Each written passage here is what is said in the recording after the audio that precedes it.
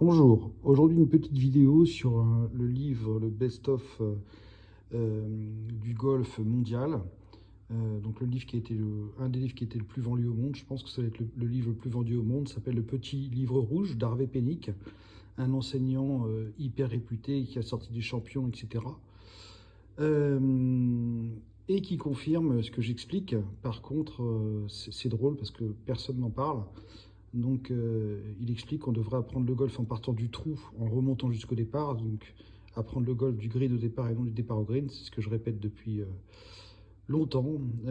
Donc, il parle des enfants, mais aussi des adultes, comme vous voyez là sur cette page.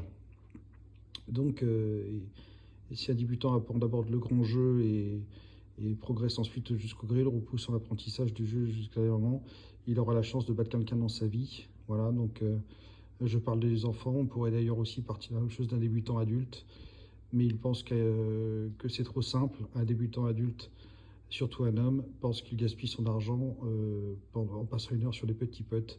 Il veut sortir son driver en tapant des balles comme un malade. Voilà, donc, mais surtout les enseignants en fait sans s'en rendre compte en apprenant aux gens au practice. Comme le seul but au practice, comme le tapis de practice, comme on remet des balles,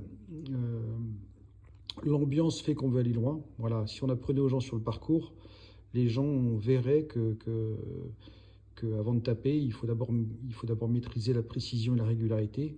Si on est précis et régulier, si on fait des coups de 100 mètres, par exemple, au bout d'un an pour un débutant, régulièrement, c'est plus efficace que de faire plus, mais de façon moins régulière. Voilà. Donc d'abord la régularité et la précision, c'est-à-dire qu'on devrait dire le golf, c'est d'abord savoir où on va mettre sa balle plutôt que de l'envoyer loin. Voilà. Arriver à prédire ce qu'on va faire et savoir où on va mettre sa balle plutôt que de l'envoyer loin. Voilà, donc encore une confirmation de l'apprentissage. Alors on le reverra dans d'autres livres, sur les livres américains beaucoup, parce que Vision 54, si vous regardez sur Internet, vous verrez ces deux Américaines qui ont été élues meilleures enseignantes américaines, ce n'est pas rien, qui ont sorti Annika Sorenstam, une joueuse, la première joueuse mondiale, il y a une vingtaine d'années, et donc qui confirme l'importance de l'apprentissage sur le parcours, voilà, pour ces raisons entre autres, et après pour des bases mentales qu'on verra plus tard. Merci de votre attention.